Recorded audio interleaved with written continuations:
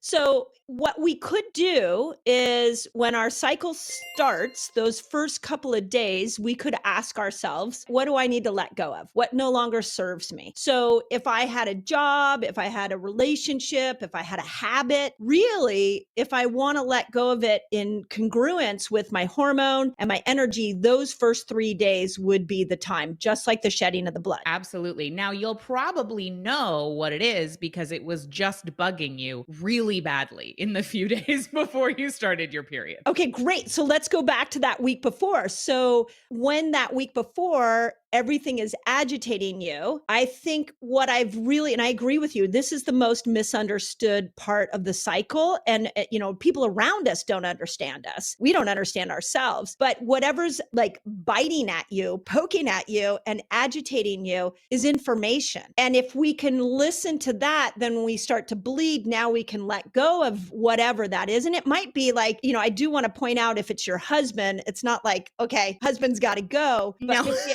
maybe it's the thought pattern around Yeah. your husband that needs to Or go. or a way of communication that's Mm, not working for you, or it could be a habit around your marriage that's not working for you. So yeah, it's definitely like, yeah, I mean, my children irritate me during that time, but I'm not like getting rid of my children.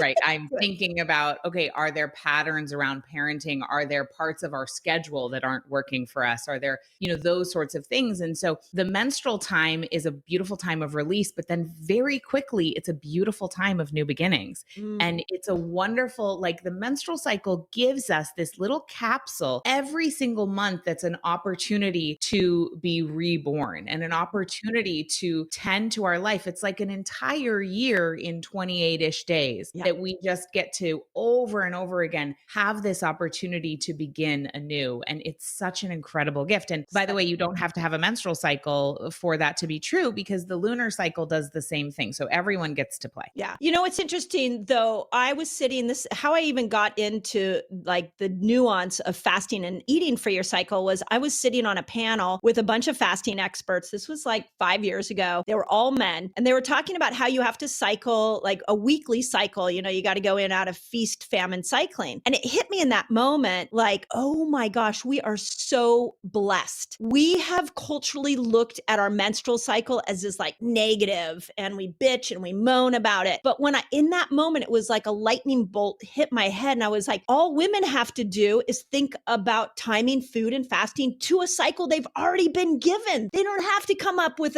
another cycle like men do. And you're right. They could go do the lunar cycle for the men. But what I don't want women to lose the gift. Oh my God. Stop bitching about it. It's a gift. It's such a gift. And the same thing applies. So whether it's your fasting and food or whether it's your productivity, I had a very similar moment in 2016 where I was like, wait a second, my body is doing this thing anyway. And it's like the greatest time management system of all time. Why would if this is good enough for the earth to follow to create all life, perhaps it might be good enough for me and my business. Right.